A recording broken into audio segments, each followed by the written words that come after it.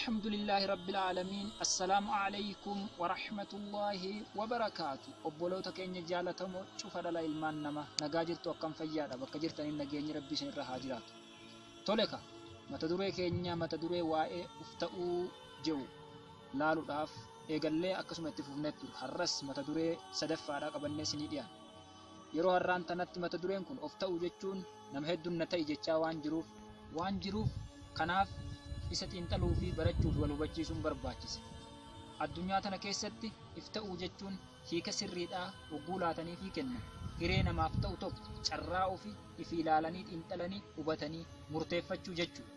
Kanaaf addunyaa tanarratti namni haala sadi keessa jiraata. Haala sadi ta'ee jiraata. Tokko guutuun guututti dhibbatti of ta'ee jiraata. Kun harkitanii jiruu bilisummaadhaa jiruu harkitanii filannoo kee ka dhibbaa ofii filattee jiraattu. Kana jechuun kan maal jennee ibsina jiruu bilisummaadhaa jannata biyya lafaa yookiin jannata addunyaa jennee ibsina. Gabaabinatti. Inni lammaffaadhaa addunyaa irratti namni maal ta'ee jiraata?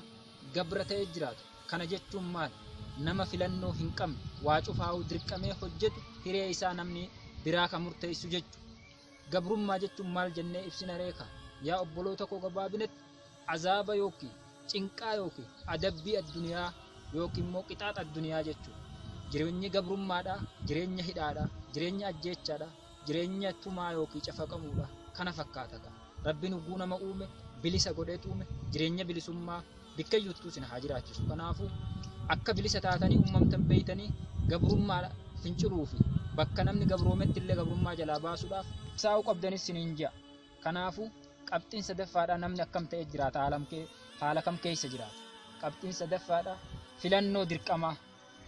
Namni filannoo dirqamaa hogguu jedhamu parsantii 50 gabrummaa jala jira yookiin maal jechuudha? Gabrummaa alkallattii indirect slave jechuudha. Yoo keessa gallaalamee xiinxalame gabra sun akkam jechuu fakkeenya westernization or globalization yoo fudhannee jenne har'aan tana aadaa warra dhiyaa yookiin warra Awurooppaa fi Ameerikaanota amantii kamuu keessa aadaa kamuu keessa safuu kamuu keessa waan garii laallannee filannee jaallannee yoo fayyadamaa jiraannes waan garii dirqamneetuma akkuma koosoo hadhaa isaa liqimsanitti liqimsuu jirra.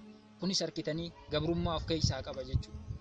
Kanaafuu obboloota ko of ta'uu jechuun kun usaniituma taa'anii haqaa fi dhugaa nama bira jirtu takka ammoo waan bareedaa nama fayyaduu danda'u ka'an baay'een fudhatanii jechuun haqaa fi dhugaa nama bira jirtuu fi waan nama fayyadu isa saba biraa bira jiru isa ganda biraa jiru hin ergifatanii yookiin hin fudhatanii jechuu miti.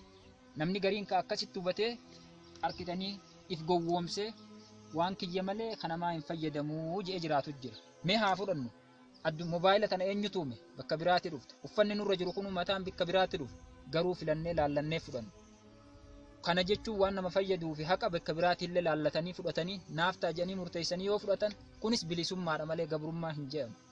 Of ta'uu dhabuu jechuun waan siif ta'u tokko fudhachuu dhabuu illee if ta'uu dhabuu. Waan siif hin taane hiree siif hin taane waan keessi kee amanne fidanii sirra kaa'uu fi si fudhachiisuun innuu yoo ati fudhatte gabrummaa. Kanaafuu harkitanii gabaabinatti yeroo har'aan tanaadhaa addunyaan nama rafee ji'eef nama hin dammaqiniif yeroo harkitanii ana ta'i waliin jettuudha. Yaa ummata koo keessa'uu yaa warra afaan kana dhageessa. Inni birootis kan hin dhageenye cufti dhala namaa dha'u nama biraa hin ta'in if ta'i jiraadhu hiree kee fi xiinxalii laali. Haqa nama bira jiruu fi waan si fayyaduu danda'u kan nama biraatii fi keeka mataa keetiin rabbiin si badhaasee fi carraaqxee harkattes itti fayyadamin siin jechuu barbaada. Mata dureen keenya har'a qabannee sinii dhiyaanne kana fakkaata.